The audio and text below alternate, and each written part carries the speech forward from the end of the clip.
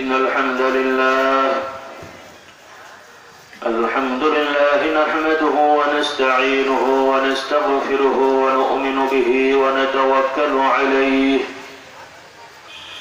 ونعوذ بالله من شرور أنفسنا ومن سيئات أعمالنا من يهده الله فلا مضل له ومن يضلله فلا هادي له وأشهد أن لا إله إلا الله وحده لا شريك له وأشهد أن محمدا عبده ورسوله صلى الله عليه وعلى آله وأصحابه وبارك وسلم أما بعد فأعوذ بالله من الشيطان الرجيم بسم الله الرحمن الرحيم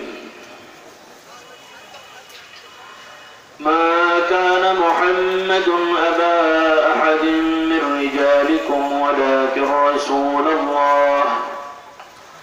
ولكن رسول الله وخاتم النبيين وكان الله بكل شيء عليما يا أيها الذين آمنوا اذكروا الله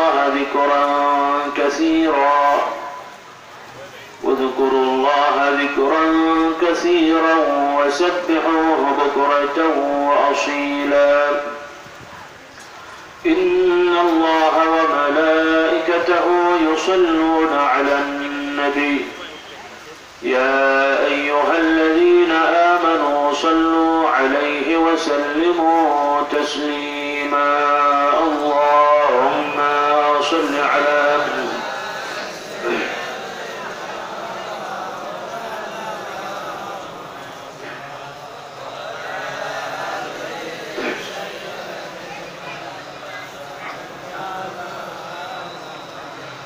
شكرا وشكرا اللهم صل على محمد وعلى آل محمد كما صليت على إبراهيم وعلى آل إبراهيم إنك حميد مجيد اللهم بارك على محمد وعلى آل محمد كما باركت على إبراهيم وعلى آل إبراهيم إنك حميد مجيد صلى الله عليه وعلى آله وأصحابه وبارك وسلم আলহামদুলিল্লাহ বাদ মাগরিব বা বিভিন্ন সময় তাসবিহ তাহলিল জিকির আজকার হয়েছে তারপর আবারও সংক্ষেপে আমরা কয়েকবার আল্লাহ রাব্বুল আলামিনের দরবারে আমাদের পক্ষ থেকে তার আরশে মুআল্লা পর্যন্ত তাসবিহ তাহলিল তাকবীর পৌঁছে দিই সকলে আমার সাথে মহব্বতে পড়ুন সুবহানাল্লাহি ওয়া বিহামদিহি সুবহানাল্লাহিল আযীম সুবহানাল্লাহি ওয়াল হামদুলিল্লাহি ওয়া লা ইলাহা ইল্লাল্লাহ الله أكبر ولا حول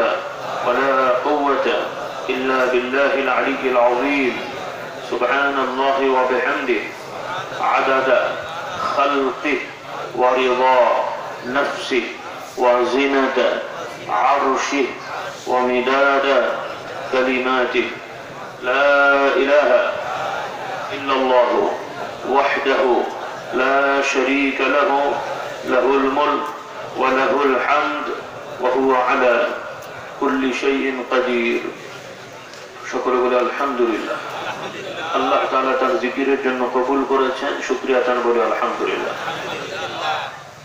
স্বাভাবিক এই সময়ে এই মৌসুমে নিশ্চিতভাবে এই ধরনের পরিবেশ পাওয়াটা কঠিন তারপর আলহামদুলিল্লাহ আল্লাহ রাব্বুল আলামিন আমাদেরকে সুযোগ করে দিচ্ছেন শুকরিয়া তার বলে আলহামদুলিল্লাহ কারণ আলহামদুলিল্লাহ আমাদের অনেক মসজিদ আছে সমাজে বিভিন্ন জায়গায় তবে সাধারণত ওয়াজ মাহফিল আয়োজন করলে যে মানুষগুলো আসেন তাদের যে সংখ্যা হয় স্বাভাবিক মসজিদে এত মানুষ ধারণ ক্ষমতা থাকে না বা এত মানুষ জমায়ে বসার সুযোগ হয় না একটা হলো যে মানুষগুলো আসেন বিভিন্ন এলাকা থেকে আসেন বিভিন্ন মসজিদের মুসল্লি অর্থাৎ মসজিদ কেন্দ্রিক এটা একটা জিনিস আর একটা হলো সাধারণত বাহিরে পরিবেশে করলে বেশ কিছু লোক আসেন যারা মসজিদে হলে ভয়ে মসজিদে ঢোকে না কি বলেন আপনারা কি বৃষ্টি হচ্ছে খুব বেশি? আচ্ছা, হালকা পড়ছে, আলহামদুলিল্লাহ। যতটুকু বসা যায় ধৈর্য ধরেন, যদি অসুবিধা হয় আশপাশে বারান্দা, এখানে কি যেন শেড আছে না একটা, আর মসজিদও বড় আছে, যদি বেশি অসুবিধা হয় আমরা সেখানে যাবো। আল্লাহ বরকত দেন। একটু তাকবীর দিন, নারায়ে তাকবীর, নারায়ে তাকবীর, নারায়ে তাকবীর। আলহামদুলিল্লাহ, আল্লাহ তাআলা কবুল করুন, সকলে বলুন আল্লাহুম্মা আমিন। সংক্ষিপ্ত কথা হলো ভাইরা, আমরা একটা মাস আমরা মানে অতিবাহিত করছি। খুব বেশি পড়ছে নাকি? আলহামদুলিল্লাহ, একটা মাস অতিবাহিত করছি। এটা আরবি মাস হলো কি মাস ভাই? শাবান। এর আগে ছিল রজব, এর পরে কি হবে? রমজান। তো রাসূলুল্লাহ সাল্লাল্লাহু আলাইহি সাল্লামের একটা সুন্নাত অধিকাংশ ভাইরাই জানেন, আমি স্মরণ করে দিচ্ছি। যদি আমাদের কিছু অবহেলা হয় এই দোয়াটা আমল করতে, আল্লাহ রাসূল সাল্লাল্লাহু আলাইহি সাল্লাম রজব মাসের চাঁদ উঠলেই তখন থেকেই রমজানের প্রস্তুতি নিতেন, প্রথমত দোয়া করে আর অন্যান্য ভাবে। হাদিস শরীফ এসেছে রাসূলুল্লাহ সাল্লাল্লাহু আলাইহি সাল্লাম বলতেন যে আল্লাহ আমাদেরকে রজব এবং শাবান মাসে বরকত দেন, রমজান পর্যন্ত পৌঁছে দেন। আলহামদুলিল্লাহ, রজব চলে গেছে, শাবানও প্রায় 20-22 দিন হয়ে যাচ্ছে বোধ হয়, প্রায়। আর সামনে মাত্র কয়েকটা দিন আছে, এরপরে রমজান আসবে। আল্লাহ রাব্বুল আলামিন বিভিন্ন হুকুম আহকাম আমাদের জন্য দান করেছেন। সেই বিধানের অন্যতম একটি বিধান হলো রমজানের রোজা, সাওম, যেটা কোরআন থেকে আল্লাহ তাআলা জানাচ্ছেন। এই আয়াত উলামা ইকরাম, ইমাম সাহেবরা বারবার পড়েন, আপনারা শোনেন। কোরআন থেকে আল্লাহ তাআলা বলছেন, ইয়া আইয়ুহাল্লাযীনা আমানু কুতিবা আলাইকুমুস সিয়ামু কামা কুতিবা আলাল্লাযীনা মিন ক্বাবলিকুম লাআল্লাকুম তাত্তাকুন। আল্লাহ তাআলা বলছেন, হে ঈমানদারেরা, তোমাদের প্রতি সাওম, রোজা ইত্যাদি বিষয়কে, রোজা সাওমকে তোমাদের প্রতি আবশ্যক করে দেওয়া হয়েছে, ফরজ করে দেওয়া হয়েছে। যেমনটি পূর্ববর্তী সমাজে জাতির উপরেও এটা ফরজ ছিল, যাতে করে তোমরা তাকওয়া অবলম্বন করতে পারো, নিজেদেরকে নিরাপদে রাখতে পারো, নিরাপত্তা অর্জন করে জাহান্নাম থেকে বাঁচতে পারো। সকলে বলি আলহামদুলিল্লাহ। বসতে কষ্ট হচ্ছে ভাইরা? আলহামদুলিল্লাহ। তো আল্লাহ তাআলা বলছেন রোজার হুকুম কেন? এই যে আমরা রোজার সময় কিছু কাজ করি, এবং আপনাদের প্রশ্ন করি ভাই, রোজা দ্বারা আমাদেরকে আল্লাহ তাআলা শাসন করেছেন, পানিশমেন্ট দিয়েছেন নাকি? মানে রোজা দিয়ে আমাদেরকে শায়েস্তা করা হয়েছে নাকি? মানে শায়েস্তা মানে কি? যেমন মাগধব দেওয়া হয়, কানমোলা হয়, চুল কেটে দেওয়া হয়। তো রমজানের রোজা মানে আমাদেরকে না খাইয়ে কষ্ট দেওয়া নাকি? আচ্ছা, প্রশ্ন করি ভাই, রোজা মানে কি? খেয়ে কষ্ট করা, খেয়ে আনন্দ করা, না না খেয়ে কষ্ট করা? কি বলেন আপনারা? কি মনে হয় আপনাদের? খাওয়ার নাম রোজা না না খাওয়ার নাম রোজা? হলো না, আমি একমত হতে পারিনি। বরং আমি বলবো যে রোজা মানে হলো খাওয়া। তার মানে কি সারাদিন খাবেন নাকি? তার মানে এটা কি? আচ্ছা বলেন যে রোজা শুরু হয় কি দিয়ে? কি দিয়ে? সেটি খাওয়া না? শুরুটা হচ্ছে কি দিয়ে আর শেষটা হচ্ছে কি দিয়ে? না খাওয়া হলো কোথায়? হ্যাঁ, মাঝখানে কিছু সময় না খাওয়া। আলহামদুলিল্লাহ বলে।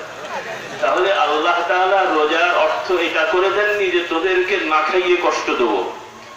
অর্থাৎ একটা মানুষ যদি এই রোজা সেহরির খাওয়ার পর থেকে মাগরিব পর্যন্ত, সেহরি খাওয়ার পর থেকে মাগরিব পর্যন্ত যদি কেউ না খেয়ে থাকে, আর এই না খেয়ে থাকতে যে যদি তার কারো এমন হয় যে সে অজ্ঞান হয়ে যাবে, তার রোগ বেড়ে যাবে, কোনো একটা বিপদে পড়ে যাবে, বড় ধরনের সমস্যার সম্মুখীন হবে, তাহলে ওই লোকটাকে কি বলা হবে? যে মরে গেলেও রোজা রাখতে হবে নাকি? তার জন্য কি করতে হবে? মানে ওই সময়ে রোজা রাখা তার জন্য জরুরি না। সকলে বলুন সুবহানাল্লাহ।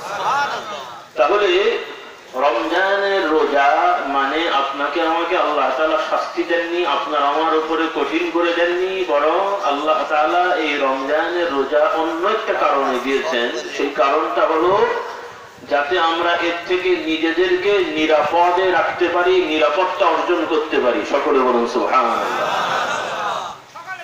এবং এই যে নিয়মটা, এটা শুধুমাত্র মুহাম্মদ রাসূলুল্লাহ সাল্লাল্লাহু আলাইহি সাল্লামের প্রতি নাযিল হয়নি। অর্থাৎ মুহাম্মদ রাসূলুল্লাহ নবী, মুহাম্মদ রাসূলুল্লাহর আগেও নবী ছিলেন না ভাই? অনেক নবী ছিলেন। মুহাম্মদ রাসূলুল্লাহ সাল্লাল্লাহু আলাইহি সাল্লামের কাছাকাছি ঈসা আলাইহিস সালাম, তার আগে মুসা আলাইহিস সালাম, তার আগে ইয়াকুব, ইউসুফ আলাইহিস সালাম, ইব্রাহিম আলাইহিস সালাম, এভাবে অনেক নবী ছিলেন। কোরআন করিমে কিছু নাম এসেছে, আর অধিকাংশ নবীদের নাম, রাসূলদের নাম আসেনি, হাতে গোনা কিছু নবীদের। তো আল্লাহ রাব্বুল আলামিনের হুকুম থেকে, বাণী থেকে বোঝা যাচ্ছে পূর্ববর্তী জামানার সব নবী রাসূলের শরীয়তেই, অর্থাৎ সকল জাতির ভেতরেই এই সাওম, রোজার মতন বিধান তাদের উপরেও ছিল। সকলে বলি সুবহানাল্লাহ। তাহলে এটা দ্বারা শুধু আমাদেরকেই, মানে আমাদের জন্য এটি বিধান করা হয়নি। উদ্দেশ্য হলো আল্লাহ তাআলা বলছেন লাআল্লাকুম তাত্তাকুন। একটু শাব্দিক অর্থটা আমরা বুঝে দিই। কোরআন পাকে আল্লাহ তাআলা বলছেন, হে ঈমানদারেরা, ইয়া আইয়ুহাল্লাযীনা আমানু কুতিবা আলাইকুমুস সিয়াম, তোমাদের প্রতি সাওম, তথা উর্দু ফার্সি বাংলায় আমরা বলছি রোজা, এই বিষয়টাকে আবশ্যিক করে দেওয়া হয়েছে। যেমন করে পূর্ববর্তী জাতি গোষ্ঠীদের প্রতিও আবশ্যিক করা ছিল। কামা কুতিবা আলাল্লাযীনা মিন ক্বাবলিকুম লাআল্লাকুম তাত্তাকুন, যাতে করে তোমরা নিরাপত্তা অর্জন করতে পারো। বাংলা বললাম, যেটাকে সাধারণ অনুবাদ করা হয়, যাতে করে তোমরা তাকওয়া অবলম্বন করতে পারো। আর এই তাকওয়া মানে হলো নিরাপত্তা অর্জন করা, নিরাপত্তা বিধান নিজের জন্য নিশ্চিত করা। সকলে বলে আলহামদুলিল্লাহ। কি থেকে নিরাপদে থাকবেন? আমরা বলি যে তাকওয়া অর্জন করা। তাকওয়াটা কি? তাকওয়া এই শব্দটা আপনারা এখানে যারা আছেন অধিকাংশ ভাইরাই পাকশিতে যাওয়া আসা করেন, তালিমি মাহফিলে যান, আর এখানেও তো আমি অনেকবারই এসেছি। আপনাদের কি মনে আছে ভাই এই তাকওয়া মানেটা কি? তাকওয়া মানে ভয়। তাকওয়া মানে এক ভাই বলেন ভয়। আর কি ভাই? হ্যাঁ, আল্লাহ ভীতি। আর কি? এক বিশ্বাস বা ভয়। আচ্ছা, আর কি? হ্যাঁ, পরহেজগারি। এটা উর্দু না বাংলা না ফার্সি না, এটা কি? পরহেজগারি, এটাও উর্দু ফার্সি, যদিও বাংলায় প্রচলন আছে আর কি। তাহলে পরহেজগারি উর্দু ফার্সি, আর আল্লাহর ভয় বাংলা হলো, তাকওয়া হলো। আর কি হতে পারে বলেন? কয়েকটা তো শুনলেন, আর কি মনে আছে? হ্যাঁ, আমি অনেকবার বলেছি, মনে থাকে না। আপনারা যেটা একবার অনেক আগে শুনেছেন, বারবার অন্য হুজুররা বলে ওইটাই মনে থাকে। সেটা হলো তাকওয়া মানে হলো বেছে চলা, বাছ বিচার করে চলা। কি করা? বাছ বিচার করে চলা। যেমন হাদিস শরীফ এসেছে, রাসূলুল্লাহ সাল্লাল্লাহু আলাইহি ওয়াসাল্লামের এক সাহাবী, তাকে প্রশ্ন করা হয়েছে তাকওয়া মানে কি। তিনি বলছেন, রাস্তায় যদি অনেকগুলো কাঁটা পড়ে থাকে, তুমি কেমন করে হাঁটো? চোখ বন্ধ করে সোজা নাকি? কেমন করে হাঁটে? দেখে দেখে বেছে বেছে, যেন ঠ্যাঙে কাঁটা না বিধে। ঠ্যাং বলে তো, পাকে আপনার তো কি বলে? পাও বলে, ঠ্যাঙও বলে তো নাকি? যাই হোক, সোজা বাংলা বলছি, মানে গতানুগতিক। আর অন্যান্য জায়গায় আবার অন্য কিছু মাইন্ড করে, তাহলে আমি বলে এক জায়গায় ঝামেলায় পড়ে গেছি। তো যাই হোক, বেছে বেছে চলা। যেমন একটা হলো রাস্তা সোজা, ভালো ফ্রেশ, আপনি নিরিবিলি হাঁটছেন। আর একটা হলো দেখছেন এখানে কাদা, ওখানে কাঁটা, ওখানে ইট, তখন হাঁটতে গেলে কেমন হবে? একবারে দিক বেছে বেছে, হ্যাঁ, এরকম এরকম করে হাঁটছেন, বেছে বেছে চলছে। এটা হলো তাকওয়া। আরবিতে একে বলা হয় তাকওয়া। তাহলে তাকওয়া মানে হলো বেছে বেছে চলা। কি বেছে চলবেন? যেমন রাস্তায় চলতে গেলে পায়ে কাঁটা পাইতে না যায়, রাস্তায় চললে যেন আপনার পাটা গর্তে পড়ে আপনি আছাড় না খেয়ে যান, ইটপাট কিরে লেগে যেমন পায়ে ব্যথা না পাওয়া যায়, ওইভাবে আল্লাহ রাব্বুল আলামিন যে বিধানগুলো আপনার আমার জন্য ফরজ করে দিয়েছেন, আর যেই বিষয়গুলো নিষেধ করে দিয়েছেন, কারণ হলো ওগুলো করলে জাহান্নামের আগুনে জ্বলতে হবে। তাহলে যেই যেই কাজ করলে জাহান্নামের আগুনে জ্বলতে হবে, ওই কাজ থেকে বেঁচে চলা। আর যেই যেই কাজগুলো জান্নাতের দিকে নিয়ে যাবে, ওই কাজগুলো অবলম্বন করা, এর নাম হলো তাকওয়া। সকলে বলুন সুবহানাল্লাহ। এর নাম তাকওয়া। তো আল্লাহ তাআলা এই রমজানের রোজা দিয়ে আমাদেরকে তাকওয়া শেখাচ্ছেন, বাছবিচার করে চলাচ্ছেন। কিভাবে? সব সময় যখন ইচ্ছা তখন খাই, কিন্তু আল্লাহ তাআলা এই একটা মাসে না খেয়ে থাকি কষ্ট করতে বলেননি, মানে না খেয়ে মরে যেতে বলেননি। যদি এরকম হয় না খেয়ে অজ্ঞান হয়ে যাব, কাহিল হয়ে যাব, শরীর খারাপ হয়ে যাবে, মানে অসুস্থ হয়ে যাবেন। একটা হলো ক্লান্তি আর একটা হলো অসুস্থতা। এমন হবে যে অসুস্থ হয়ে গেলেন, বড় ধরনের রোগ হয়ে গেল, হাইপো হয়ে গেল, তাহলে ওই বেচারার জন্য ওই সময় রোজা রাখার দরকার নাই। অল্টারনেট ব্যবস্থা বিভিন্ন হুকুম আছে। একটা হলো যে তাৎক্ষণিক রোগ, তাহলে সেটার জন্য কাফারা, মানে সেটার জন্য এখন রোজা রাখবে, কিছু দান খয়রাত করবে গরিব মানুষদের, পরে আবার রোজা রেখে দেবে, এখন রাখবে না। আরেকটা হলো যে কখনই সে রাখতে পারবে না, তখন নির্ধারিত লোকদেরকে কি করাতে হবে? হ্যাঁ, রোজা রাখাতে হবে। তার মানে ওই লোকটা কিনা রোজা রাখবে, তাহলে ওর রোজাটা কে রাখবে? ঝামেলা বলা হয়। অর্থাৎ স্বাভাবিকভাবে আমরা বলি যে মনে হয় রোজা রাখাবে, আসলে শব্দটা রোজা রাখানো না, মানে হলো রোজাদারকে ইফতার সহ খাওয়ানো। একজন লোকের সারাদিনে সেহরি ইফতার সহ আনুষঙ্গিক যে খাবার লাগে, অথবা একজনের পোশাক আশাক, এই ধরনের খরচ নিয়মিত প্রতিদিনের দান কর, মানে তাকে দেওয়া গরিব দুঃখীকে, এটা হলো তার অল্টারনেট। যে রাখতে পারছে না, কখনোই সুস্থ হওয়ার সম্ভাবনা নাই, এই লোকের জন্য এই আমল। তো যাই হোক, তো আল্লাহ তাআলা এই একটা মাস বাধ্য করে দিয়েছেন যে আমরা এক্সারসাইজ করব, খাবো ঠিকই, কিন্তু যখন তখন খেতে পারবো না। অন্যান্য জিনিস সব হালাল জিনিসই রমজানে করা যাবে, কিন্তু নির্ধারিত সময়ে করা যাবে না। খাওয়া দাওয়া করা যাবে, পরিবার পরিজনের সাথেও থাকা যাবে, অন্যান্য কাজ করা যাবে যেগুলো বৈধ, অন্য সময়ও বৈধ, রমজানেও বৈধ, কিন্তু কিছু সময়ের জন্য অবৈধ। সেহরির পর থেকে মাগরিব পর্যন্ত, এছাড়া সারা রাত সবকিছুই বৈধ, মানে যেগুলো অন্য সময় বৈধ। তাহলে রমজান মানে কষ্ট করা নয়, রমজান মানে আরাম করা, যে আমরা খেয়ে প্রস্তুতি নেব যেন সারাদিন ভালোভাবে থাকা যায়, এবং সারাদিন আমরা এই খাওয়া দাওয়া থেকে অন্যান্য কাজ থেকে বিরত থাকলাম। আবার ইফতারের সময় হলে তাড়াতাড়ি ইফতার করে নেবো, মানে সময় হলে তাড়াতাড়ি করা।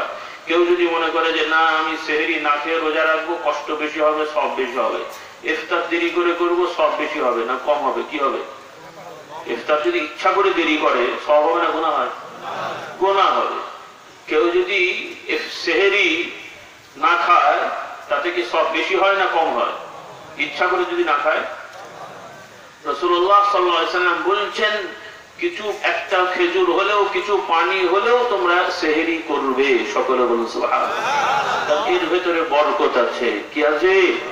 বরকত আছে। আর রাসূলুল্লাহ সাল্লাল্লাহু আলাইহি ওয়াসাল্লাম বলছেন, আমার উম্মতেরা যতদিন সেহরি দেরি করে খাবে এবং ইফতার তাড়াতাড়ি করবে, ততদিন রহমতের মধ্যে থাকবে। দেরি করে মানে কি ওয়াক্ত চলে গেলে, আর তাড়াতাড়ি মানে কি ওয়াক্ত হওয়ার আগে? আবার উল্টো পাল্টা বুঝে বসে থাকেন না। হুজুর বলে যে তাড়াতাড়ি খেতে, আসরের পরে সেহরি ইফতার শুরু করে দেবেন নাকি? দেখে না বাবা, উল্টো পাল্টা। তাড়াতাড়ি মানে আপনি বসে থাকবেন, সূর্য ডুবে যাওয়ার সাথে সাথে খাওয়া শুরু করবেন। এরপর আবার সুফিগিরি দেখালে হবে না, এখনো ডুবলো কি ডুবলো না, বোঝা গেছে ডুবে গেছে, তারপরে আবার মাছ বাড়ি করছে, ডুবলো কি ডুবলো, আর একটু পরে খাই, এগুলো করা যাবে না। যদি বোঝা যাচ্ছে স্বাভাবিকভাবে সূর্য ডুবে গেছে, খাওয়া শুরু করে দেবে আলহামদুলিল্লাহ। এবং সেহরি একদম শেষ সময়। এখন তো ঘড়ি আছে, ডিজিটাল সময়, আর এখন সব স্যাটেলাইট দ্বারা নিয়ন্ত্রিত, কাজে এই ডিজিটাল ঘড়ি বা মোবাইলের যে ঘড়ি, এই ঘড়ি আর টাইমটা মোটামুটি একদম একুরেট হয়। এখানে আর নয় ছয় হওয়ার সম্ভাবনা খুবই কম, হয় না আমি বলবো না, খুবই কম আর কি। তো সেক্ষেত্রেও 2-3 মিনিট অনেক সময় সতর্কতামূলক একটু অপেক্ষা করতে বলা হয়েছে। যাই হোক, এটা হলো একটা বিষয়। তাহলে আল্লাহ রাব্বুল আলামিন এই যে বিধান দিলেন, কেন দিলেন? এখানে আমাদের জন্য অনেক শিক্ষা আছে। একটা হলো, হারাম তো সর্বসময়ের জন্য হারাম, কিন্তু আল্লাহ রাব্বুল আলামিন কিছু হালাল জিনিসকে সাময়িক সময়ের জন্য হারাম করে দিয়েছেন, যাতে করে এই অনুশীলনের দ্বারা অন্যান্য সময় যেটা সব সময়ও হারাম, ওইটাও যেন আমরা বাঁচতে পারি। সকলে বলুন সুবহানাল্লাহ। এভাবে আল্লাহ তাআলা। এরপরে আরো কিছু ব্যাপার আছে। আমাদের সমাজের সবাই একরকম, আমাদের কেন, পৃথিবী যত বড় লোক দেশই হোক, সেই দেশের মানুষগুলো সব এক ধরনের হতে পারে না, সব একরকম হয় না। শুধুমাত্র বাংলাদেশের লোক গরিব কথাটা এটা ঠিক নয়। বাংলাদেশের লোক কি গরিব ভাই? বাংলাদেশ গরিব, বাংলাদেশটাও গরিব না, লোকগুলো গরিব না, কিন্তু ইচ্ছা করে ওরা গরিব ছেলে ঘুরে বেড়ায়। বিশ্বাস হয় আপনাদের? মানে ইচ্ছা করে গরিব হয়ে থাকে আর কি, সে যে মানে গরিব হয়ে থাকে, তাদের সম্পদ আছে ব্যবহার করবে না। তাহলে সেটা কি এক জিনিস হলো নাকি? একজনের গাছ আছে, সে পানি দিলে ফল হয়, ভালো ফল হবে, কিন্তু পানি দিচ্ছে না, ওষুধ দিচ্ছে না। এখন হয়তো কথার কথা 10 কেজি আম হচ্ছে, পানি দিলে ভালো করে পরিচর্যা করলে কথার কথা 30 কেজি আম হবে, কিন্তু সে ওই গোলে মালে যাচ্ছে। তার মানে কি তার সম্পদ আছে না নাই? এই যে ও যে 20 কেজি 25 কেজি কম পেলো, এটা হলো ওর নিজের দোষ না ভাই? কারণ সম্পদ আছে, সে মেহনত করতে চায় না, ফাঁকি দেয়। যে ফাঁকিটা আমাদের জন্য দেওয়া উচিত নয়। আমাদের জন্য হালাল উপার্জন করতে হবে, হালাল খাওয়ার চেষ্টা করতে হবে। আল্লাহ তাআলা আমাদেরকে তৌফিক দেন, সকলে বলুন আল্লাহুম্মা আমিন। তাহলে পৃথিবীর অনেক বড় লোক দেশ আছে, যে সকল দেশে আপনারা যাওয়ার জন্য লাইন দেন, যদি বলা হয় এখানে একজন লোক এসে, অফিসার মানুষ, কোট প্যান্ট টাই পরা, ভালো দামি গাড়িতে এসছে, এসে যদি আপনাদের এলাকায় নামে এবং কাগজ টাগজ পড়া সেরকম সাহেব মানুষ 2-3টে চেলা আছে, এসে যদি খবর দেয় কি হলো এরা কেন এসছে, যে আপনাদের এলাকা থেকে 100টা যুবককে ফিরি আমেরিকায় নিয়ে যাওয়া হবে। এখন এইভাবে 100টা নিয়ে যাওয়া হবে যদি বলা হয় যে দরখাস্ত দেন আপনারা, কটা দরখাস্ত জমা হবে ভাই? কি বলে? বুড়োরাও বলবে আমি জওয়ান হয়ে গেছি, কি বলে? তার মানে এটা কি? আমেরিকায় নামার সাথে সাথে এয়ারপোর্টে 2 পাশে লোকেরা লাইন ধরে আপনার জন্য খাবার নিয়ে দাঁড়িয়ে আছে নাকি? গেলেই খাওয়াবে তো নাকি? আর ব্যাংকে গেলেই টাকা দিয়ে দেবে, তাই তো? তাহলে সবাই ওখানে যেতে চায়, কেন যেতে চাইবে? ওই দেশে গরিব মানুষ নেই নাকি? ভিক্ষুক আছে না নেই? ওই দেশে যারা থাকে তারাও খেটে খায়, কেউই ঘরে বসে বসে খেতে পারে না। হয় তাকে কাজ করতে হয়, না হলে তাকে ভিক্ষা নিতে হয়। ভিক্ষা আবার 2 রকম আছে, একটা হলো রাষ্ট্রীয় ভিক্ষা, মানে সরকারের পক্ষ থেকে ভিক্ষা দেওয়া হয়, এটা বেকার কথা। আর একটা হলো পাবলিক দেয় আর কি, ওইটা এক রকমের ভিক্ষা। হয় কাজ করতে হবে, না হলে ভিক্ষা নিতে হবে। যারা ভদ্র মানুষ তারা কাজ করেন, আর যারা অলস তারা ভিক্ষা নেয়। তো এটা একটা ব্যাপার আছে। তো যাই হোক, আল্লাহ তাআলা আমাদের হেদায়েত দান করুন। যে কথাটা আমি বলতে চাইছিলাম, যে সব সমাজের কিছু কিছু মানুষ আছেন যারা গরিব, অসহায়, খাবার দিকে অন্যান্য দিকে কষ্ট পান।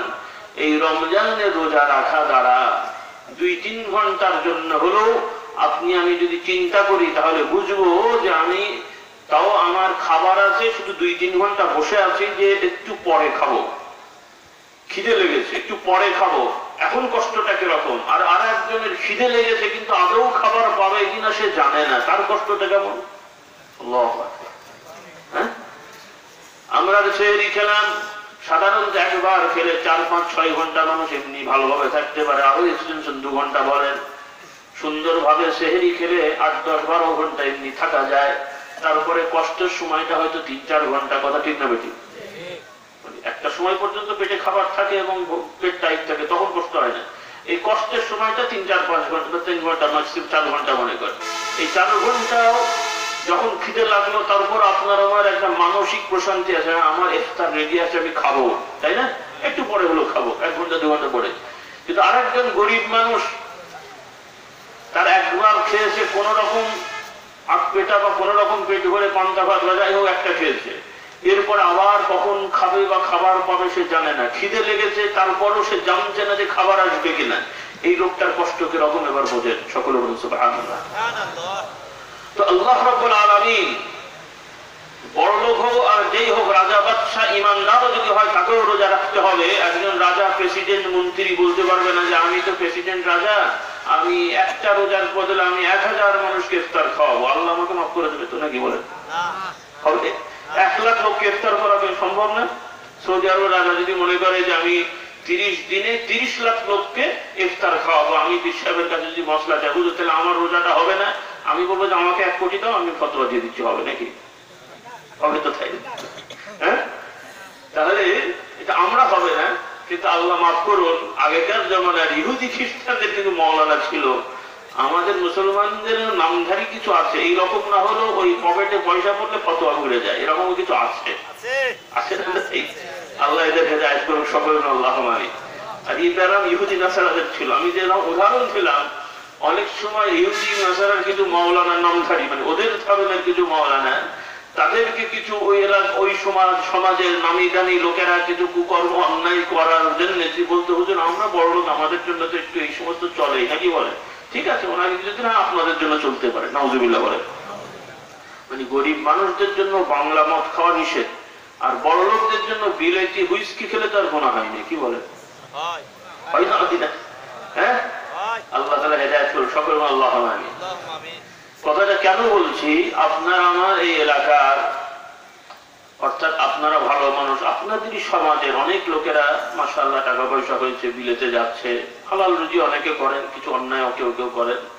এদের অনেকেই কিন্তু দেশে একরকম থেকে বাইরে গেলে আর এক রকম হয়ে যায়। দেশে মসজিদে যাচ্ছে, নামাজ পড়ছে, মাথায় টুপি দিচ্ছে, অনুষ্ঠান হলে যাচ্ছে, ঠিক আছে। বিলেতে গেলে নামাজও নেই, এরপরে আড্ডা মারে, মদের দোকানে আরো অন্যান্য অপকর্ম করে, তার মানে ওইখানে গেলে যেগুলো সব হালাল হয়ে যায় নাকি বলে, হ্যাঁ, এরকম অনেক কাজ করে। তো যাই হোক, আমি সেদিকে যাচ্ছি না, খোলাসা কথায় আসি যে আমরা সামনে আমাদের রমজান রয়েছে। রমজানের প্রস্তুতিটা কি? কি শুধু এই না খেয়ে থাকলেই হয়ে যাবে না, আরো কিছু কাজ আছে? আরো কাজ আছে না নাই? তাহলে সর্বপ্রথম আল্লাহর বিধানটা কেন আল্লাহ বললেন, হে বান্দারা তোমাদের প্রতি রোজা দেওয়া হয়েছে যেন তোমরা বিচার করে চলতে পারো, তাকওয়া অর্জন করতে পারো, তথা এমন এমন কাজ থেকে তোমরা রমজানে বিরত থাকার চেষ্টা করো, এবং রমজানে এই অনুশীলন করে নাও, এই প্রশিক্ষণ নিয়ে নাও, এই ট্রেনিং নিয়ে নাও যে রমজানে হালাল পানি কিছু সময় আমি খাচ্ছি না, হালাল খাবার কিছু সময় খাচ্ছি না, আমার বিবাহিত স্বামী স্ত্রী কিছু সময় তারা তাদের স্বাভাবিক নিয়মে যেতে পারছে না। এর থেকে শিক্ষা নাও যে রমজানের পরে সারাটা বছরই আমি এই হারাম সকল কার্যকলাপ থেকে বিরত থাকবো।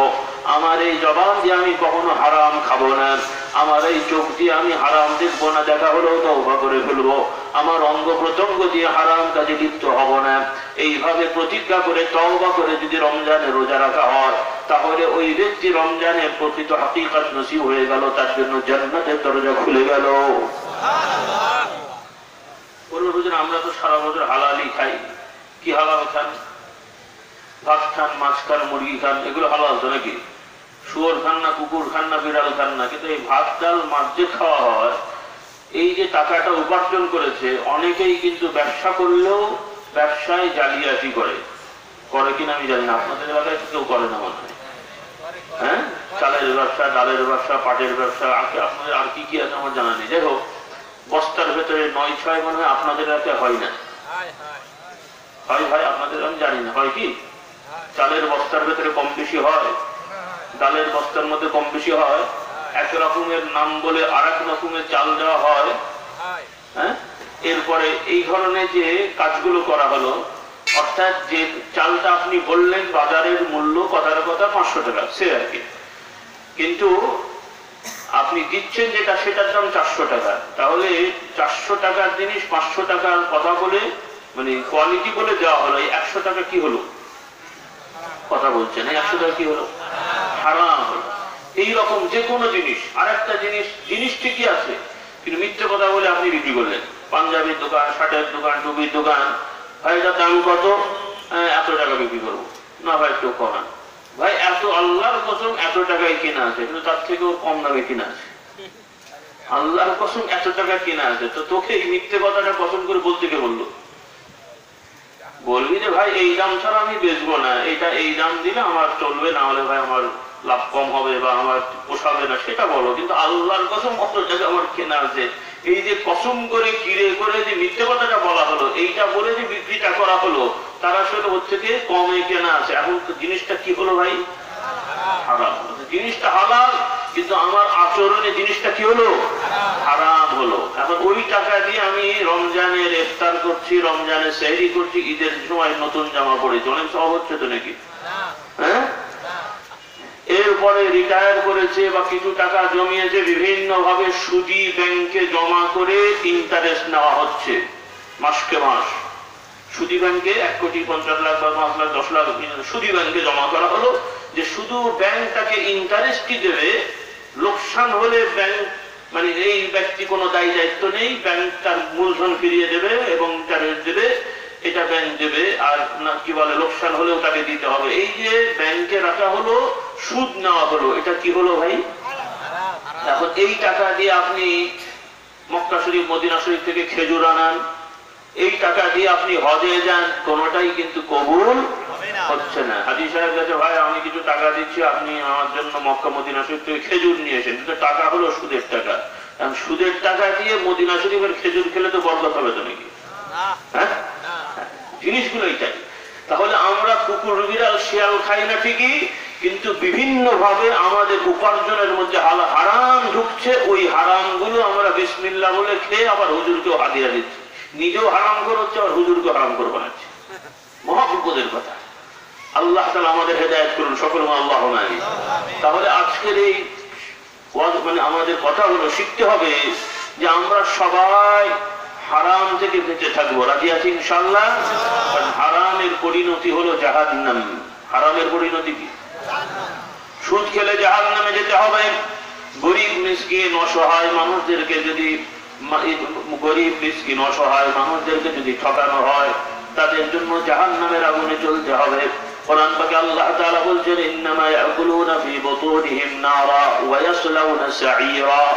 আল্লাহ তাআলা বলছেন, যারা এতিম মিসকিন অসহায়দেরকে ঠকায়, বাবা মারা গেছেন, তার চাচা বাবা অন্য আত্মীয় স্বজনেরা এতিমের হক বিভিন্ন ভাবে জমি জায়গা রেকর্ড করে ফেললো, বাড়ি ঘর দখল করে নিল, বিভিন্ন ভাবে তাদের সম্পদ অর্থনীতি বলে সম্পদ গুলোকে দখল করে বিক্রি করে নিজেরা সেই টাকা আত্মসাৎ করলো। আল্লাহ তাআলা বলছেন, এই যে তারা খাবার দাবার খেলো, গরিবের অসহায়ের হক নষ্ট করে, জাতির হক নষ্ট করে, জনগণের হক নষ্ট করে, এই যে খাবারটা খেলো, কিয়ামতের ময়দানে তাদের পেটের ভেতরে আগুন জ্বলতে থাকবে। একটা হলে ভেতরেও আগুন জ্বলবে এবং তাদের গায়েও আগুন জ্বলতে থাকবে। সকলে বলি নাউযুবিল্লাহ। ইন্নামা ইয়াকুলুনা ফি বুতুনিহিম নারা।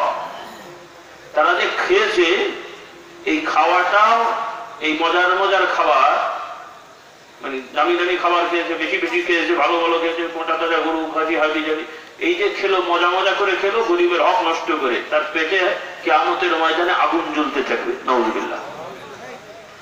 আর গায়েও ওয়ায়াসলাউনা সাঈরা, পেটেও আগুন জ্বলবে, ভেতরে আভ্যন্তরে এবং বাইরে সব জায়গায় আগুন দ্বারা তাদেরকে জ্বালানো হবে, তারা শাস্তি পেতে থাকবে। সকলে বলি নাউযুবিল্লাহ। আল্লাহর কথা। কার কথা? কার কথা? বিশ্বাস না করে পালানোর কোন উপায় নেই। কেউ যদি মনে হয় হুজুররা বললো কি হবে, বাবা কে জানে, হুজুররা বললেই হলো নাকি? আচ্ছা আমরা বললাম, না মানলে তো, না মানলে কি তার জন্য শাস্তি বাদ হয়ে যাবে নাকি? হ্যাঁ, কিছু লোকেরা বলে হুজুররা যা বলে ও সব হবে না, অথবা হতেও পারে না পারে। আবার কিছু লোকেরা আছে, মুখ ফুটে না বললেও মনে মনে বলে যে কোথায় খোদার রহমত, সবই তো আমরাই করি, এখানে আবার খোদা করতে গিয়ে নাউযুবিল্লাহ। অর্থাৎ আল্লাহকে অস্বীকার করে।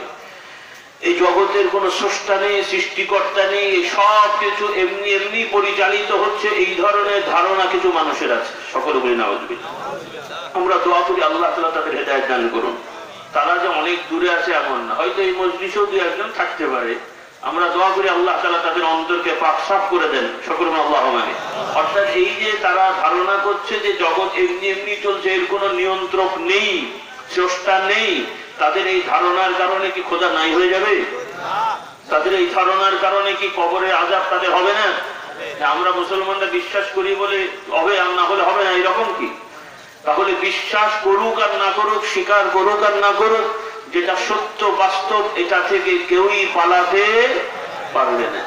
এই জন্য আমার ভাই বোনেরা, যুবক যুবতী মা বোনেরা, মা বোন ভাইদের সকলকে আহ্বান করছি, রমজানের শিক্ষা আমরা নিই। প্রকৃতপক্ষে রমজানের শিক্ষা হলো তাকওয়া অবলম্বন করা। শুধুমাত্র কিছু সময় না খেয়ে থাকলাম, এরপরে যা ইচ্ছা তাই করলাম, এটাই রমজানের শিক্ষা নয়। আল্লাহ রাসূল সাল্লাল্লাহু আলাইহি ওয়াসাল্লাম বলছেন, যে ব্যক্তি রমজানে রোজা রাখলো কিন্তু মিথ্যে কথা, মিথ্যে সাক্ষী দেওয়া থেকে বিরত থাকতে পারলো না, তার এই না খেয়ে থাকার কোনো মূল্য নেই। এক লোক রাসূলের দরবারে এসে বলছেন, ইয়া রাসূলুল্লাহ, আমি রোজা রেখেছি। আল্লাহ রাসূল বলছেন, তুমি রোজা রাখোনি, তুমি খেয়ে ফেলেছো। ইয়া রাসূলুল্লাহ, আমি রোজা রেখে খাইনি। বলছে, হ্যাঁ আমি দেখছি তুমি খেয়ে ফেলেছো, তুমি তোমার মরা ভাইয়ের গোশত খেয়েছো, তোমার রোজা হলো কেমন করে? নাউযুবিল্লাহ। মরা মানুষের গোশত খেয়েছো, কি কথা? মরা মানুষের গোশত খেয়েছে মানে রমজানে রোজা রেখে আর একজনের গীবত করা হয়েছে। তাহলে এই যে গীবত করা হলো, একজন মানুষ মরে গেছে, ওই লোকটা কামড়ে কামড়ে ওর গা থেকে কামড়ে কামড়ে খেলে যেমন ঘৃণিত কাজ হয়, এটা যেমন একটা বড় কঠিন অন্যায় হয়, ওই রমজানে রোজা রেখে এই রকম খেলেও রোজা হয় না। কোন কোন ওলামারা এটাও বলেন, আমরা ফতোয়া দিচ্ছি না, মানে সতর্কতার জন্য, যে কেউ গীবত করলেও তার রোজা হয়ে যায়। গীবত করলে কি হয়? রোজা তার হয়নি, তাকে আবার রোজা ওইটা কাফারা রাখা উচিত। কারণ তুমি মুখে খাওনি, কিন্তু একজন পেট ভরে খেলো না, আর একজন 2-1 ফোঁটা যদি কেউ পানি খায় ইচ্ছা করে, রোজা হয় ভাই? 2-1 ফোঁটা পেট ভরেনি, 2-1 ফোঁটা পানি ইচ্ছা করে যদি খায়, রোজা হয়? তাহলে 2-1 ফোঁটা পানি গলায় চলে গেল, রোজা হলো না। তো রাসূলুল্লাহ সাল্লাল্লাহু আলাইহি ওয়াসাল্লাম বলছেন, যে ব্যক্তি রমজানে রোজা রেখে গীবত করলো, মিথ্যা সাক্ষী দিল, তার এই না খেয়ে থাকার কোনো মূল্য নেই। সকলে বলি নাউযুবিল্লাহ। তাহলে এখান থেকে শিক্ষা, যে এই রমজানের 1 মাস ট্রেনিং, এবং এই ট্রেনিং এর উপরে বাকি আরো 11 মাস থাকবো, যে আমাদের জওয়ানকে হেফাজত করবো। রাজি আছি ইনশাআল্লাহ? রাজি আছি ইনশাআল্লাহ? আল্লাহ তাআলা আমাদেরকে তৌফিক দেন, সকলে বলুন আল্লাহুম্মা আমিন। আমাদের না খাওয়ার রোজা যেমন আছে, আমাদের কথার রোজা হলো যে আমরা মিথ্যা বলবো না, এটা সারা বছরের রোজা। কি বলবো না? কি বলবো না? মিথ্যা বলবো না। এত বড় অপরাধ যে আজকাল এই মিথ্যাটা সাধারণ লোক কেন, আমরা আল্লাহ মাফ করুন, আল্লাহ হেদায়েত করুন, যারা আমরা ইসলামের নাম ভাঙে আছি, মানে ধর্মীয় লাইনে আছি, পীর সাহেব, মাওলানা, হুজুর সাহেব, আমরাও কিন্তু আল্লাহ মাফ করুন অনেকেই মিথ্যা থেকে মুক্ত হতে পারিনি। আপনার রাগ করেন না, যদি জরিপ চালানো হয় 100টা টাইটেল পাসের মধ্যে বেশিরভাগ মিথ্যাবাদী পাওয়া যাবে না কম ভাগ পাওয়া যাবে? কি মনে হয় আপনাদের? বেশিরভাগ। আমার কাছে মনে হয় বর্তমানে, আগের কথা বলছি না, বর্তমানে যারা টাইটেল পাস করে বেরোচ্ছে, এদের অধিকাংশ দেখা যাবে মিথ্যাবাদী। মানে মিথ্যা 2-1টা বলে সেটা না, মিথ্যাবাদী মানে অহরহ মিথ্যা কথা বলে। আল্লাহ হেদায়েত করুক। আমি কটাক্ষ করার জন্য বলছি। যারা এই দাওরা করেছে, পাগড়ি আছে, জুব্বা আছে, কারণ বর্তমান টাইটেল পর্যন্ত পাগড়ি জুব্বা পাওয়াটাই কঠিন, দাড়ি খুঁজে পাওয়া যায় না, তো পাগড়ি জুব্বা তো আরো পরের কথা। আল্লাহ তাআলা এদের হেদায়েত করুক, সকলে বলুন আল্লাহুম্মা আমিন। আচ্ছা, যেহেতু সরকারি পয়সা পায়, ওদের আর এগুলো দরকার হয় না, কারণ পাবলিক তার হুজুর বলা দরকার নেই। কারণ পাবলিক এমনি একজন প্যান্ট শার্ট পরে যদি এসব বলে যে আমি হুজুর মানুষ, কিছু সহযোগিতা করো, পাবলিক গুলো বেড়া ফাটা কথা ঠিক না বেটে দেবে না। এই জন্য এখন সরকার পয়সা দেয়, বেতন যায়, এই জন্য আর ওদের পাগড়ি টুপি লাগে না। কওমি মাদ্রাসা হুজুররা মানুষের সহযোগিতায় চলতে হয়, এখন মাথায় পাগড়ি আর জুব্বা না থাকলে কি যায় নাকি? এরাও যদি সরকারি টাকা পাওয়া শুরু করে, আমার তো মনে হয় হাফ প্যান্ট পরা শুরু করে দেবে। রাগ করে ঠিক আছে, যোগ করলাম আর কি। আল্লাহ মাফ করুক, সকল আল্লাহ মানে। অর্থাৎ এই টুপি মাথায় দেওয়া, পাগড়ি দেওয়া, জুব্বাটা কখন সওয়াব হবে? যখন আমি একমাত্র শুধুমাত্র আল্লাহকে ভালোবেসে, নবীকে ভালোবেসে গায়ে দেবো, তখন সওয়াব হবে। আর একটা হলো যে এটা গায়ে না দিলে তো আমার ইমামতি চাকরি হবে না, কাজেই দিলাম, না হলে হয়তো দিতাম না। তার মানে তো এটা আল্লাহর জন্য হয়নি, পাবলিকের জন্য হয়েছে। কার জন্য হয়েছে? পাবলিকের জন্য। আমি মনে হবো, মাদ্রাসায় পড়াবো, একটু মেসওয়াক টেসওয়াক না করলে তো লোক আমাকে বড় হুজুর বলবে না, সেজন্য করছি। তাহলে এটা আল্লাহর জন্য হয়নি, কার জন্য হয়েছে? পাবলিকের জন্য। তাহলে এতে কিন্তু সব হয়নি। তাহলে সব ইবাদত হতে হবে কার জন্যে? মানুষ বাহবা দিল কি খারাপ বললো এটা আমাদের বিচার্য হবে না। তবে কারণে অকারণে মানুষ খারাপ বলুক, এরকম কাজ করতে নেই। মানে আপনি ইচ্ছা করে এমন কাজ করবেন না যেটা দ্বারা মানুষ খারাপ বলে, বরং স্বাভাবিক ভাবে চলবেন যাতে মানুষ ভুল না বোঝে, এইদিকে লক্ষ্য রাখতে হয়। কিন্তু ইবাদত বন্দেগী, ভালো কাজ যদি উদ্দেশ্য হয় মানুষ বাহবা দেবে, মানুষ প্রশংসা করবে, আমার নামডাম হবে, সমাজে আমার প্রচার প্রসার হবে, এই রকম ইচ্ছা হলে ওই জিনিসটা কিছু হয়তো হবে, কিন্তু কপালে সওয়াব নসিব হবে না। এটা খুব ভালো করে খেয়াল রাখতে হবে। আল্লাহ তাআলা আমাদের বোঝার তৌফিক দেন। তো ভাইরা, যে কথা বলছিলাম, যারা এই মাওলানা হুজুর হচ্ছে, আমাদের মধ্যে মিথ্যাচার ছড়িয়ে যাচ্ছে, কম ভাগ হোক যাই হোক ছড়িয়ে যাচ্ছে, যে আমরা কথায় কথায় মিথ্যা বলে ফেলছি। আল্লাহ তাআলা আমাদের মাফ করুন, সকলে আল্লাহুম্মা আমিন। আর সাধারণ স্কুল কলেজ পড়ুয়া বা কম পড়ুয়া, এদের মধ্যে তো এটা সাদা একদম মুড়ি মুড়িকে চানাচুরের মতোই খাওয়া হচ্ছে, কথা ঠিক না বেঠিক? এই জন্য আমার ভাই বোনদের বলছি, যুবকদেরও বলছি, খবরদার, তোমরা এই সকল মিথ্যাচার ছেড়ে দাও, মানুষকে ধোঁকা দেওয়া ছেড়ে দাও। এগুলো ছোট অপরাধ নয়, কি অপরাধ? বড় অপরাধ। আল্লাহ তাআলা বলছেন, ওয়াজতানিবু কাওলাজ জুর, হে বান্দারা তোমরা মিথ্যা বলা থেকে বিরত থাকো। হাদিস শরীফে রাসূলুল্লাহ সাল্লাল্লাহু আলাইহি ওয়াসাল্লাম একদা বসে আছেন, সাহাবায়ে কেরামরা বসে আছেন, আল্লাহর নবী বিভিন্ন বিষয়ে তাদেরকে নসিহত করছেন। এক পর্যায়ে আল্লাহ রাসূল সাল্লাল্লাহু আলাইহি ওয়াসাল্লাম বলে ফেললেন, শোনো তোমরা মিথ্যা কথা বলো না, মিথ্যা কথা বলো না, মিথ্যা কথা বলো না। আল্লাহর নবী এত বেশি সাহাবাদেরকে বলছিলেন, আল্লাহর নবী সাহাবারা তখন বললেন যে আমাদের তখন মনে হচ্ছিল যে আল্লাহ রাসূল যদি একটু কথাটা বন্ধ করতেন ভালো হতো। রাসূলুল্লাহ ক্লান্ত হয়ে যাচ্ছেন, এত রেগে গেলেন যে খবরদার তোমরা মিথ্যে বলবে না, মিথ্যে বলবে না, এত বেশি শাসাতে থাকলেন যে সাহাবারা ভয় পেয়ে গেছেন। সকলে বলুন সুবহানাল্লাহ। তাহলে সেই জাতি আমরা।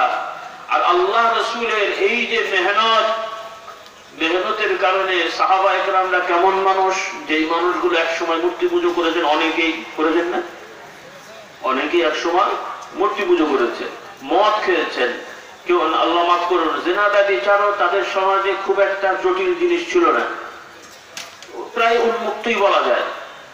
জাহেলি যুগে জিনা ব্যভিচার চুরি চামারিও চলতো। তাহলে যেই মানুষগুলো মদ খেয়েছেন, জিনা করেছেন, খুন খারাপি তো কেউ কেউ আগে লিপ্ত হয়ে গেছিলেন, সেই মানুষগুলোই মুহাম্মদ রাসূলুল্লাহ সাল্লাল্লাহু আলাইহি ওয়াসাল্লামের হাতে বায়াত হয়ে তওবা করে মুসলমান হয়ে আল্লাহর নবীর আদর্শকে এমন ভাবে আঁকড়িয়ে ধরলেন, ইতিহাস সাক্ষী দিচ্ছে আল্লাহ রাসূলের ওফাতের সময় যে সাহাবারা ছিলেন তাদের শতকরা 100 জনই সত্যবাদী হয়েছিলেন। সুবহানাল্লাহ। কথাটাকে আমি বাড়িয়ে বললাম? ইতিহাস সাক্ষী দিচ্ছে, আমি বানিয়ে বলছি না। অমুসলিম ঐতিহাসিকদের জিজ্ঞেস করলেও তারা এই বাস্তবতাটা স্বীকার করতে বাধ্য যে মুহাম্মদ রাসূলুল্লাহ সহচর্যে যে সাহাবারা ছিলেন এই মানুষগুলো শতভাগ সত্যবাদী ছিলেন।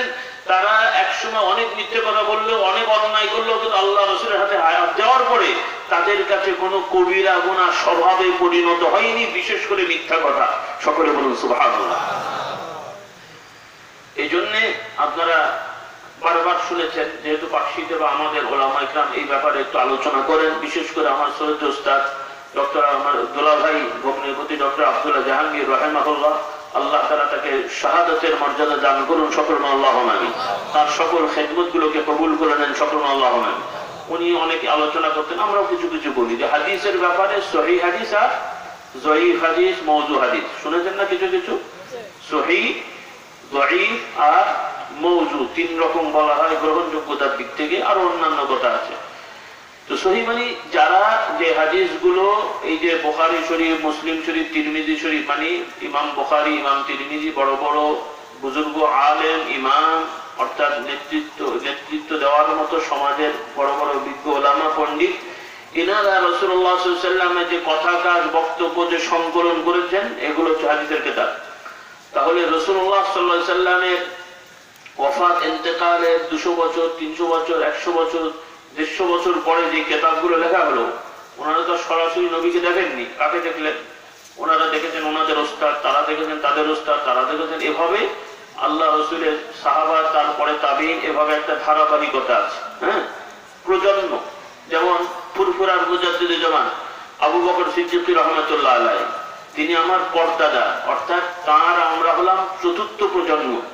তিনি আমার দাদার বাবা, আমি ওনাকে দেখিনি। তাহলে ওনার কোনো কথা মানি, হয় আমি কারো কাছ থেকে শুনেছি, শেখে আমার হয় বাবা হবেন, চাচা হবেন, না ওই পর্যায়ের একজন হবেন নাকি, তিনি আবার কোত্থেকে শুনবেন, না হলে আমার দাদা বা দাদার পর্যায়ের একজন হবেন।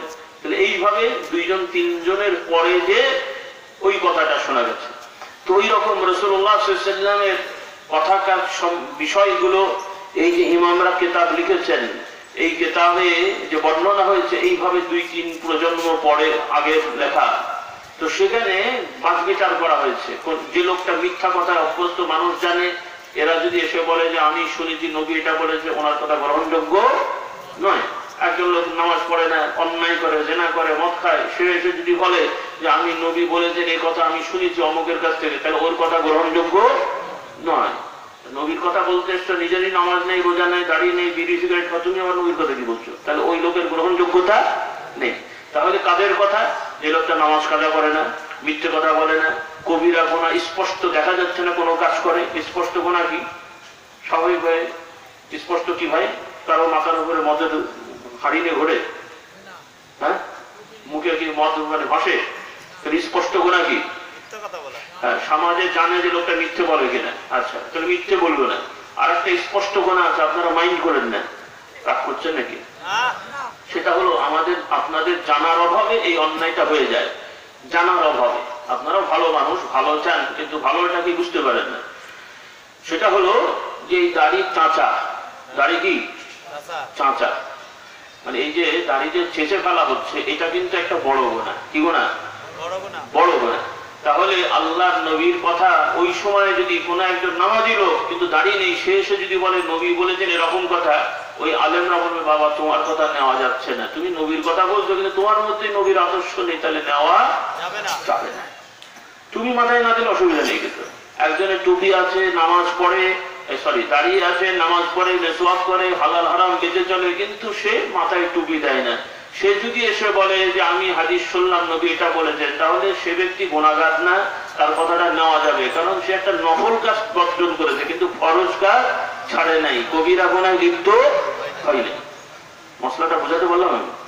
তাহলে এইভাবে স্পষ্ট কবিরা হারাম কাজে লিপ্ত এই রকম মানুষের কথা হাদিস শরীফে গ্রহণ করা হয় না। এখন কথা হলো, কথা বুঝতে কি কষ্ট হচ্ছে না? তো আল্লাহ রাসূলের সাহাবারা এরকম, অর্থাৎ সাহাবাদের পরে কোন একজন যদি বলে যে আমি আল্লাহ নবীর সাহাবাদের পরে একজনের কাছ থেকে শুনেছিলাম, তাহলে বলতে হবে ভাই লোকটা কে, অমুক, তাকে চিনতে হবে। তাহলে ওই লোকটা চিনলে যে ওই লোকটা ভালো কি মন্দ, সমাজের মানুষ যদি বলে ভালো আমি সত্যবাদী, তাহলে ওই লোকটা কথাটা গ্রহণযোগ্য হবে। আর যদি না বলে অথবা বোঝা না যায় লোকটাকে, জানা যাচ্ছে না, তাহলে ওই লোকটার কথা গ্রহণযোগ্য হবে না। পক্ষান্তরে আল্লাহ রাসূলের সাহাবাদের যদি ব্যাপার হয়, অর্থাৎ যদি বোঝা যায় যে একজন আল্লাহ নবীর কোনো না কোনো একজন সাহাবীর থেকে শুনেছেন, কিন্তু সাহাবীটাকে নামটা জানা যাচ্ছে না, মানে সাহাবীর নামটা মনে নেই, কে সাহাবী ছিলেন, এখন ওই ক্ষেত্রে আর বাজ বিচার করার দরকার নেই যে উনি সত্য বললেন না মিথ্যা বললেন, ভালো ছিলেন না খারাপ ছিলেন, এটা দরকার নেই। যেহেতু নবীর সাহাবী প্রমাণ হয়ে গেছে, কাজে ওনার নাম না জানলেও, অবস্থা না জানলেও বুঝতে হবে এটা সত্য কথা, এতে কোনো সন্দেহ নেই। সকলে বলেন সুবহানাল্লাহ। এটা হলো সাহাবাদের মর্যাদা। সকলে বলেন সুবহানাল্লাহ। এত ভেঙে বলার উদ্দেশ্য হলো, আজকাল আধুনিক সমাজের কিছু যুবকেরা বা কিছু লোকেরা দু চার পাতা পড়ে সাহাবাদের সম্পর্কে এমন এমন উক্তি করেন যেন ওনারা বলতে চান যে আমরাও মানুষ, সাহাবারাও মানুষ, তোমরাও মানুষ, সাহাবারাও মানুষ। দেখলেটা কি শুধু ঠ্যাঙার মাথা দেখলে আর কিছু দেখনি নাকি? উনি হয়তো যুক্তি দেবে যে না সাহাবাদের একটা মতো, আমাদের একটা মতো, ওনারও দুটো হাত আমারও দুটো হাত, ওনাদের দুটো ঠ্যাং আমারও দুটো ঠ্যাং, কিন্তু ওনারা সত্যবাদী ছিলেন, তোমরা কি সত্যবাদী হতে পেরেছ? ওনারা হারাম জ্ঞান তো কোনো হারাম কাজে লিপ্ত হননি, কিন্তু তুমি আমি সাধারণত দূরের কথা, মৌলানা হুজুররাও অহরহ হারাম কাজে লিপ্ত হয়ে যাচ্ছি। কথা ঠিক না ঠিক? তাহলে তুমি আর সাহাবী এক হলে? অবশ্যই সাহাবারা নবী নন, সাহাবারা রাসূল নন, রাসূলরাও খোদা নন, কিন্তু তাদের যে মর্যাদা আল্লাহ তাআলা দিয়েছেন সেটাকে স্বীকার করতে হবে এবং দোয়া করতে হবে, তাদের মতন হওয়ার চেষ্টা করতে হবে। সকলে বলেন সুবহানাল্লাহ। তাদের মতন মডেল। হ্যাঁ, ইঞ্জিনিয়ার সাহেবেরা বড় বড় বিল্ডিং করার আগে দামি তৈরি করে, অর্থাৎ বিল্ডিং হোক যেটা হোক, আগে একটা ছবি হয়নি, যেটা একটা কল্পিত ছবি যে এই বিল্ডিংটা এরকম হবে, একটা দেখানো হয়। তাহলে যখন দেখানো হয়, আপনি যখন বুঝছেন যে হ্যাঁ এই জিনিসটা এরকম হবে, আপনি খুশি হয়ে তখন ওই জিনিসটা করতে যাচ্ছেন যে এইরকম হুবহু জিনিস হবে। কথা ঠিক না ঠিক? তো ওই রকম আল্লাহ রাসূলের সাহাবাদের মতন হতে পারলে ওই ব্যক্তি জান্নাতে যাবে, এতে আর কোনো সন্দেহ থাকে না। সুবহানাল্লাহ। এই জন্য আমার ভাই বোনেরা আহ্বান করেন, আজকের এই মাহফিল থেকে, রমজান সামনে আসছে, এই মাহফিল থেকে আমরা প্রতিজ্ঞাবদ্ধ হব এবং আমরা নিয়ত করে নেব, যত ভাই বোনেরা আছি, নফল সুন্নত তো লাগবে বটে, কিন্তু সবার আগে আমাদের প্রত্যেকের আত্মসমালোচনা করে যার ভেতরে যে অপরাধগুলো আছে, অন্যায়গুলো আছে, গুনাহগুলো আছে, যে যেই কবিরা গুনার ভেতরে লিপ্ত আছে, নিজের আত্মসমালোচনা করে সেই কবিরা গুনাহ থেকে বাঁচার চেষ্টা করি। রাজি আছি ইনশাআল্লাহ? আল্লাহ তাআলা কবুল করে দিন। সকল আল্লাহুম্মা আমিন। সবাই নামাজি, তারপরে ত্রুটি হয় যাদের আছে, দোয়া করি আল্লাহ তাআলা কবুল করে। যাদের নামাজ ঠিক মতো হয় না, কাজা হয়, তওবা করে নেন। ইনশাআল্লাহ আজকের পরের থেকে 5 ওয়াক্ত নামাজ যথা সময়ে সবাই আদায় করবেন এবং বিশেষত পুরুষেরা চেষ্টা করবেন জামাতের সহিত আদায় করা। কোথায়? মসজিদে জামাতের সহিত। আল্লাহ রাসূল সাল্লাল্লাহু আলাইহি ওয়াসাল্লাম বলছেন, বাড়ি থেকে, বাড়ির তুলনায় মসজিদে বা জামাতে কেউ যদি নামাজ আদায় করে, আশা করি আপনাদের মনে আছে কত গুণ সওয়াব দেওয়া বেশি হয়? মাশাআল্লাহ। অর্থাৎ নামাজ তো পড়তে হবেই। তো আপনি বাড়িতে ফরজ নামাজ 4 রাকাত পড়লে 2 রাকাত, মানে যে ওয়াক্তে, ওই নামাজটাই যদি জামাতের সহিত মসজিদে আদায় করেন, আপনার ওই নামাজটাই 27 গুণ বেশি সওয়াব বেড়ে গেল। সুবহানাল্লাহ বললেন না? আল্লাহু আকবার। কিন্তু আফসোস হলো, আমরা দুনিয়ার যদি বিষয়টা হয় তাহলে আমরা সেখানে আগে আগে যাই, সেখানে দ্রুত ধাবিত হই, সওয়াবের কথা সবাই বিশ্বাস করি কিন্তু দেরি করে যাই। এই রোগটা আমাদের আছে। আর এটার ভিতরেও একটা কারণ যে আমাদেরকে শয়তান ওয়াসওয়াসা দেয়। শয়তানের দোষ আছে, কিন্তু সব দোষ শয়তানকে দিলে আমার শয়তানও মাইন্ড করে যে সব আমার কেন দোষ রে বাবা, তোদের দোষ নেই, আমি বললেই তোরা শুনিস কেন? কি বলে? শয়তানও কিন্তু মাঝে মাঝে খেপে যায়, শুধু আমার দোষ দেয় হুজুরের, আমি কি করলাম? আচ্ছা আমি নাই বললাম ওটা শুনলো কেন? কি বুঝলেন? আমি বানিয়ে বলছি না। কিয়ামতের ময়দানে শয়তান বলবে আল্লাহর দরবারে এই কথাটাই বলবে।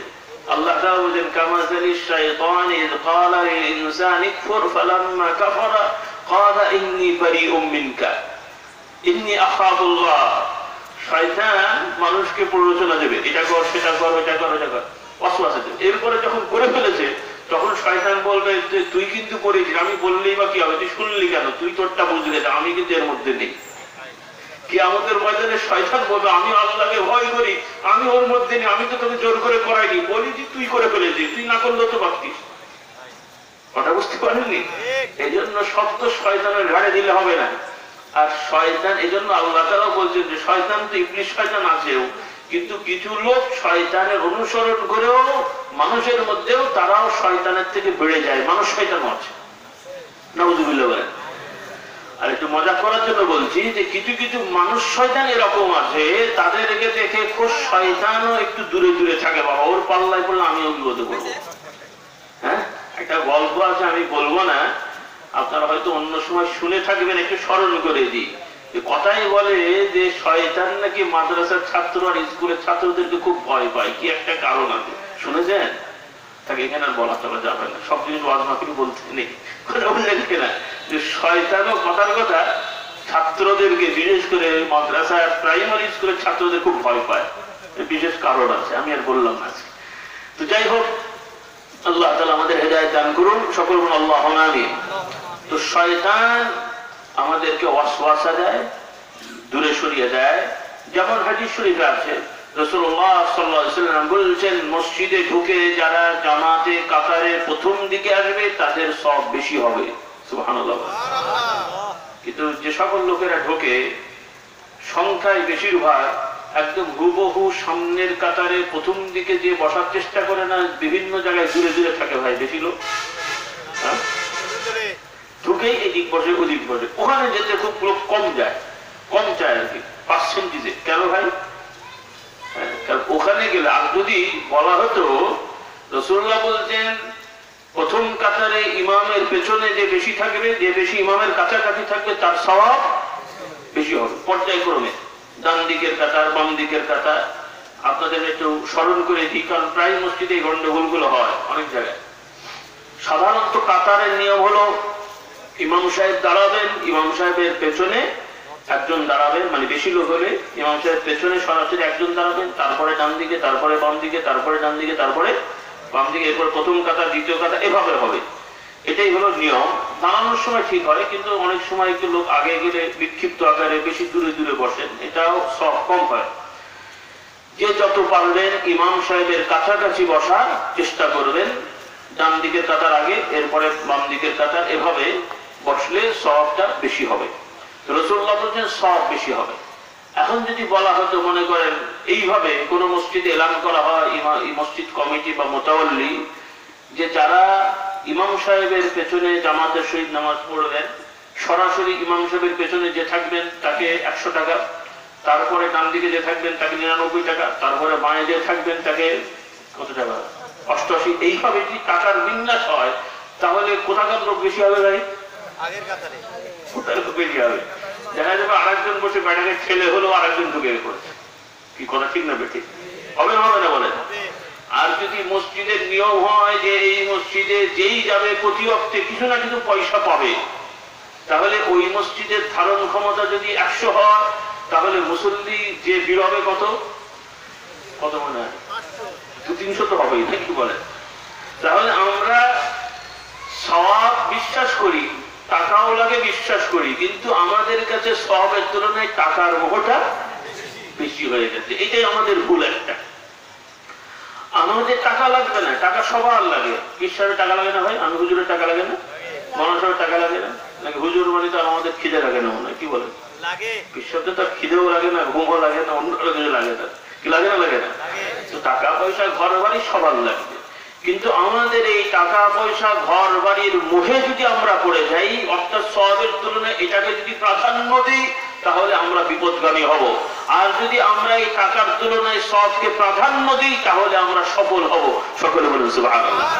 এর মানে হলো আপনি টাকা ইনকাম করছেন, জমাচ্ছেন, টাকা বাড়ুক, সম্পদ বাড়ুক, এটা আমার জন্য বিপদ হয়ে যাবে। আর আপনি ইনকাম করেন কিন্তু খরচ করবেন, ভালো কাজে খরচ করবেন, দান করবেন, খায়রাত করবেন, তাহলে আপনি 5 লক্ষ টাকা জমালে, 5 কোটি টাকা জমিয়ে রাখলে, এই টাকা আপনি মরে গেলে আপনার হবে না, অন্যদের হবে। আর আপনি এই 5 কোটি টাকা ইনকাম করেছেন ঠিকই, কিন্তু প্রয়োজন মিটিয়েছেন, ছেলেকে দিয়েছেন, বউকে দিয়েছেন, তার সাথে যেটা বাড়তি জমা হয়েছে ওই টাকা পরিমাণে 5 কোটি, 1 কোটি 50,000, 10 লাখ গরিব, অসহায়, মিসকিন এই ধরনের মানুষদেরকে যদি বিলি করে দেন, ওই টাকাটার বিনিময়ে যেই সওয়াব কিয়ামতের ময়দানে হবে, পরবর্তীতে ওই সওয়াব যেটা পাবেন হাজার হাজার কোটি টাকা দিয়ে ওই সওয়াব কেনা যাবে না। সুবহানাল্লাহ বলেন। অর্থাৎ আপনার এই 5 কোটি টাকা, 1 লাখ টাকা দান করে যে সওয়াবটা পেয়েছেন, কিয়ামতের ময়দানে যদি ওই সওয়াবটার জন্য কাউকে যদি বলা হয় যে ভাই আমি 1 লক্ষ টাকার সওয়াব পেয়েছি, তবে আমি তোমাকে এই 1 লক্ষ টাকার সওয়াবই তোমাকে আমি 10 লক্ষ টাকা দিচ্ছি, আমাকে একটু দাও, কেউ কিন্তু দেবে না। সুবহানাল্লাহ বলেন। কথাটা বিশ্বাস হলো আপনাদের? অর্থাৎ এই টাকাটা ইনভেস্ট করছি, আমি ইন্টারেস্ট পাবো, কিন্তু আমি কতদিন পাবো? মরে গেলে আর পাবো নাকি? কিন্তু এই টাকাটাই যদি জান্নাতি ব্যাংকে রাখেন তাহলে সওয়াবের ইন্টারেস্ট আসবে। কিসের ইন্টারেস্ট? সওয়াবের ইন্টারেস্ট। সেটা কিভাবে সম্ভব? মসজিদ বানাবেন বা মসজিদে দান করবেন, প্রয়োজনীয় মসজিদ বানাবেন, অথবা কেউ বানিয়েছেন তাতে কি করবেন? সহযোগিতা করবেন। তবে খেয়াল রাখবেন অপচয় না হয়। কি না হয়? রাগ করলেন নাকি? আবার মনে করছেন মসজিদে আবার অপচয় হয় নাকি? হ্যাঁ হয়। অনেক এলাকার অনেক ভাইরা, এলাকার মসজিদ আছে, একটা আছে চলছে, টাইলস দিয়ে আছে, কিন্তু হঠাৎ করে এলাকার কিছু লোকেরা, ওই এলাকার কিছু বড় লোক হয়ে গেল, তাদের কাছে যে ভাই আমাদের মসজিদটা অনেক পুরাতন হয়ে গেছে, যা আছে ওটা ভাঙতে হবে, ভেঙে নতুন করে সাজাতে হবে। এটা চলছিল, কিন্তু ওটাকে ভেঙে ছুড়ে খামাখালি আবার পয়সা খরচ করা হলো, যেটা দরকার ছিল না। এটা কিন্তু অপচয় হলো। কি হলো? বলে আল্লাহর কাছে। হ্যাঁ, আল্লাহর কাছে আপনি করেন, ওই লোকটাও যে দিল তারও খেয়াল করা উচিত আমি কোথায় দিয়েছি। মসজিদে দেন দোষ নাই, আল্লাহর ঘরে দেবেন দোষ নাই, কিন্তু আপনি যদি দেখেন হ্যাঁ এই মসজিদের মেরামত করতে আমার 1 লাখ টাকা দিলে হয়, আপনি সেটা দেন। কিন্তু মসজিদ মেরামতে 1 লাখ টাকা না দিয়ে ভালো জিনিসটা ভেঙে 20 লাখ টাকা দিলে ওইটা দরকার ছিল না, বরং ওই টাকাটা অন্য নতুন মসজিদে দিতেন, অথবা ওই টাকাটা এলাকার কোনো গরিব মানুষ ঘর নাই তার ঘর বানিয়ে দিতেন, এটার সব বেশি হতো। কথা বিশ্বাস হয়নি?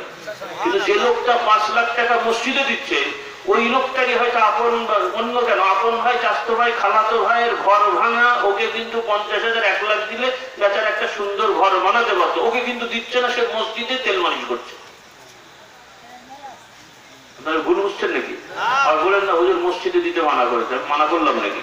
কিন্তু প্রশ্নটা হলো আপনি সওয়াব চাইবেন, আপনি শুধু লোক দেখানো দান করবেন না, আপনি চেষ্টা করবেন যে আপনার এই টাকাটা কোথায় দিলে উপকার বেশি হবে, সব বেশি হবে।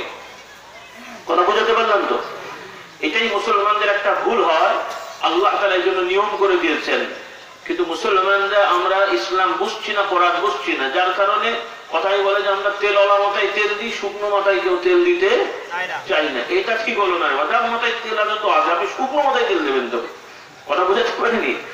এই জন্য আমার ভাইরা, রাসূলুল্লাহ সাল্লাল্লাহু আলাইহি ওয়াসাল্লাম বলছেন একজন মুসলমান, টাকা পয়সা দান করা তো কত সব সেটা বলছি, একজন মুসলমানের সাথে একটু হেসে কথা বলা, লোকটার মন খারাপ, একটু ভালো কথা বললেন, কথার কারণে লোকটা একটু মনটা ভালো হলো, এই যে আপনার কথার কারণে লোকটার মনটা ভালো হলো, আপনার যে সুন্দর কথার কারণে আপনার নামায় আমলে দান সদকা ইবাদত করার মতো সব লেখা হয়ে গেল। এটা ওজিফা, আমল। কিন্তু আমরা রাগ করেন না, মানে কেউ কেউ যায় না আমাদের ওজিফা করছি, কিন্তু কেউ এসে এমন কথা বলছি ব্যাটার মিজাজ খারাপ হয়ে গেছে। কি হলো বাবা, এটা সম্পদ কি? অনেক খেজুর এসছে, খেজুর এসছে জমিয়ে রাখতে পারছেন, ওই খেজুর জমালে হয়তো সারা মাস চলে যেত।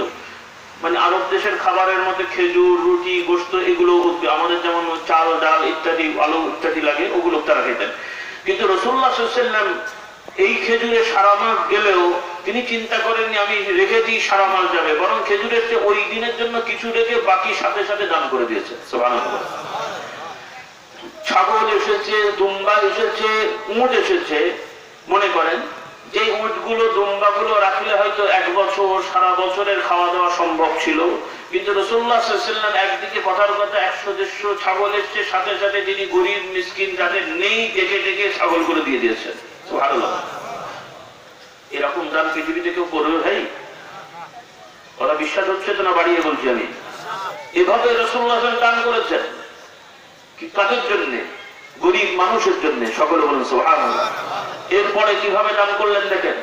একদা রাসূলুল্লাহ সাল্লাল্লাহু আলাইহি ওয়াসাল্লাম খাবেন, বাসায় খেতে যাবেন, তিনি আর তার স্ত্রী খাবেন, এই অবস্থায় হঠাৎ করে বাইরে থেকে একটা মিসকিন এসে, ফকির এসে দরজা নক করছে।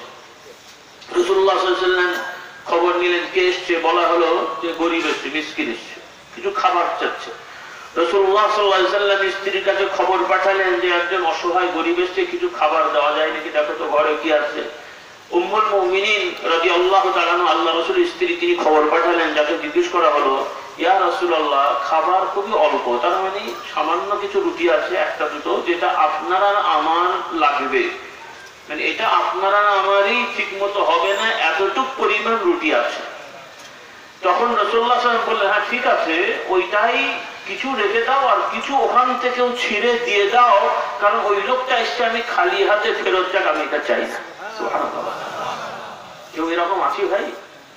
হ্যাঁ, আমার প্লেটে খাবার আছে, বাঁচা না, মানে আমি খাওয়ার পরে বাঁচবে এমন না, ওইটাই আমার হবে, টান টান হবে, সেখান থেকে কিছু অংশ গরিবকে দিয়ে দেবো, এই মানসিকতা আপনি কেন? আমি সাহেবের তো নেই রে বাবা। তখন বধুর ভাই আমার নিজেরই চলে না, তোমাকে আমি দিতে যাবো। ওরা ঠিক না বেঠিক? আল্লাহু আকবার। এই জন্য মানসিকতা ঠিক করতে হবে যে আমার সমাজের, এলাকার অসহায় গরিব যতটুকু পারি, যদি নাও পারি অন্তত তাকে খারাপ আচরণ না করি, তাকে উৎসাহ দিই যে ভাই আমার নেই, আমি দিতে পারছি না, ভাই দোয়া করে আল্লাহ যেন তোমাকে আরেকজনের ব্যবস্থা করে দেয়। সুবহানাল্লাহ। একজন আল্লাহওয়ালা মানুষ, তার কাছে এসে বলি, একজন অসহায়, হুজুর আমাকে কিছু দেন। হুজুর বলছেন যে ভাই আমার খুব ইচ্ছা, তুমি চেয়েছো কিছু দিই, কিন্তু আমার কাছে এমন কিছু নেই যে তোমাকে দিই, তবে আমি একটু দোয়া করি যেন আল্লাহ তোমাকে দান করেন। সুবহানাল্লাহ। আর আমি বলে বলবো যে আর সময় পাওনি, আমারই এখন ঝামেলা চলছে, তুমি আমার ঝামেলা করে বেড়াচ্ছ। তাহলে এই কথা দিয়েও মানুষকে কিন্তু উপকার করা যায়, যায় না? যায় না?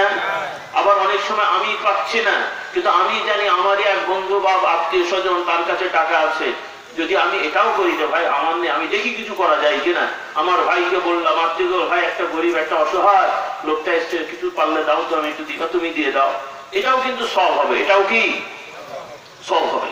এই জন্য আমার ভাই বোনদের বলছি, বড় ইবাদত এই রমজান থেকে আমরা শিখি, গরিব, অসহায়, মিসকিন, এর সাথে সাথে আসবে যাকাত। যাকাত যেটা আমরা অনেক সময় লোক দেখানো হিসেবে দিই, কিছু সারি জারি এনে সাইনবোর্ড ব্যানার লাগিয়ে অমুক নেতা এত কিছু দিয়ে দিলেন, এগুলো ভাই ঠিক না। এমন ভাবে দান করবেন, চেষ্টা করবেন গোপনীয়তা রক্ষা করার। একটা হলো আপনি স্বাভাবিকভাবে দিয়েছেন, মানুষ জেনে গেছে, প্রশংসা করছে, সেটা ভিন্ন জিনিস। কিন্তু আরেকটা হলো আমি দেওয়ার সময় সাংবাদিক ডাকলাম, লোক ডাকলাম, ক্যামেরা ডাকলাম, আমার ছবি নাও, আমি দিচ্ছি, প্রচার করো, মানে যেন মানুষ জানে আমি একটা কিছু করলাম, এতে কিন্তু সওয়াব কি হয়ে যায়? নষ্ট হয়ে যায়। কি হয়ে যায়? আরেকটা হলো উপকার করে খোটা দেওয়া। কিছু লোক আছে আমরা মাঝে আত্মীয় স্বজনকে উপকার করি, টাকা দিই, এটা দিই, এটা দিই, এরপরে কোনো কারণে কিছু হলে আমরা খোটা দিই, মানুষকে বলে বেরো ওর এই করে দিয়েছিল, ওকে কিন্তু আমি তো এই করেছিলাম, এই করেছিলাম, এই করে। এরকম হয় না ভাই? এতে কি হলো? ওই যে কষ্টটা আপনি করলেন, উপকারটা করলেন, ওর সব আখেরাতে আর পেলেন না, ওই যা পাওয়ার দুনিয়াতে বাহবা কিছু শোনার শুনে গেলেন। এই জন্য দান খায়রাত করতে হবে একমাত্র আল্লাহর জন্য। দান খায়রাত করে খোটা দেওয়া যাবে না। কোরআন পাকে আল্লাহ তাআলা বলছেন, ইয়া আইয়ুহাল্লাযীনা আমানু লা তুবতিলু সাদাকাতিকুম বিল মান্নি ওয়াল আযা কাল্লাযী ইউনফিকু মালাহু রিয়াআন নাস। আল্লাহ তাআলা বলছেন, হে ঈমানদারেরা, তোমরা দান সাদকা দেওয়ার সময় এর মধ্যে যাকাতও চলে আসবে। অর্থাৎ তোমরা দান খয়রাত যাকাত ইত্যাদি বন্টন করার সময়, বিলি করার সময় মানুষদেরকে দেখাবে না, মানুষদেরকে টিটকিরি করে কটাক্ষ করে তাকে কি বলে খোঁটা দিয়ে কথা বলবে না। লা তুবতিলু সাদাকাতিকুম বিল মান্নি ওয়াল আযা, তোমাদের দান সাদকার সওয়াবগুলো তোমরা কি বলে আপনার টিটকিরি করে খোঁটা দিয়ে তোমরা সওয়াবগুলো নষ্ট করো না। যেমন করে একদল লোকেরা মানুষকে দেখিয়ে দেখিয়ে দেখানোর উদ্দেশ্যে দান খয়রাত করে, মানে দেখানোর উদ্দেশ্যে করে। লোক দেখলে দোষ হবে সেটা না, কিন্তু উদ্দেশ্য যদি দেখানো হয়, কে করছে আল্লাহ পাক জানেন। কিন্তু আমাদের প্রত্যেকেরই খেয়াল রাখতে হবে যে আমরা দান করবো, লোক দেখলো কি দেখলো না, বাহবা দিল কি দিল না, এটা আমার বিচার্য হবে না। আল্লাহ তাআলা আমাকে নিয়ামত দিয়েছেন, আমি দান করবো, সওয়াবের নিয়তে বরকত কে দেবেন? বরকত কে দেবেন? এই জন্য যাকাত যথাযথভাবে দেন। স্থানীয় ভাবে আছেন, আবার অনেকে আত্মীয় স্বজন মাশাআল্লাহ ঢাকা শহরে আমরা জানি, অত্র এলাকার অনেকে বোঝা যায় গ্রাম নদীতে এখন মাশাআল্লাহ ব্যবসা করছেন, ইন্ডাস্ট্রি বড় বড়। তাহলে আজকের এই মাহফিল থেকে আরেকটা শিক্ষা হলো, আমরা এই রমজান, যেহেতু রমজান মাসে যাকাত দানটা তুলনামূলক বেশি হয়, আর এক্ষেত্রে আপনারা লক্ষ্য রাখবেন, শুধু লুঙ্গি পায়জামা বা লুঙ্গি জামা শাড়ি এটা দিলা দেওয়া যাবে না আমি বলছি না, কিন্তু এর থেকেও প্রাধান্য দিতে হবে, যাতে করে আপনারা মনে করেন একজনকে একটা লুঙ্গি দিলেন, একটা ইয়ে দিল, ওইটা না করে যদি পারা যায় এরকম লোক হয়তো কি বলে আপনার ফেরি করে, কলা বেচে, কি বলে ওগুলোকে, ফুটপাতে যে বসে আর কি, হকার, এই ধরনের।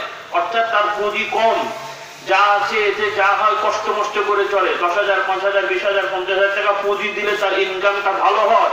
তাহলে আপনারা যাকাত থেকেও এইরকম 10-5,000 টাকাও কোনো কোনো একক ব্যক্তির কেন 1 লাখ টাকাও দেওয়া যাবে। অর্থাৎ এটা মনে করেন যে একজনকে 1 লাখ টাকা দেবেন, ওর যদি দরকার হয় আপনি দেবেন না কেন? ওই 1 লাখ টাকা যদি ওকে দেওয়া হয়, যদি লোকটা কর্মঠ হয়, ওই 1,50,000 টাকা নিয়ে সে যদি সারা বছর খাটায়, দেখা যাবে যে পরের বছর আর তাকে যাকাত নিতে হবে না, এমনি চলবে। তারপরের বছর দেখা যাবে হয়তো বা ওর এমন কিছু জমা হবে, সেও যাকাত দিতে পারবে। সুবহানাল্লাহ। এইভাবে আমরা চেষ্টা করবো। রাজি আছি ইনশাআল্লাহ? একটা রিক্সা কিনে দেন, যাকাতের টাকা দিয়ে রিক্সা কিনে দেওয়া যাবে, যাকাতের টাকা দিয়ে অটো কিনে দেওয়া যাবে। তবে যেই লোকটা পারবে তাকে দেন। কিছু লোক আছে ও শুধু খেতেই পারে, আর করে, সেটাও আমরা, ওই রকম লোক আছে যে লোকটা কিছুই পারে না, বসে বসে খায়, হ্যাঁ ওকে তাই দেন। একজন লোক কর্মঠ, ঠ্যাং নেই হাত নেই, সে বসে বসে খায়, তাকেও সারা বছরে এমন ভাবে ফিক্সড করে দেন, বা আপনি জমা রাখেন যে প্রতি মাসে ওকে 1,500, 1,000, 5,000 টাকা করে দেবেন, একবারে দিলে নষ্ট করে ফেলবে, যেন সে সারা বছর ইজিলি চলতে পারে। কথা বোঝাতে পারলাম? এভাবে আপনারা নিজেরাও চেষ্টা করবেন। আল্লাহ তাআলা বরকত দেন। সকলে বলুন আল্লাহুম্মা আমিন।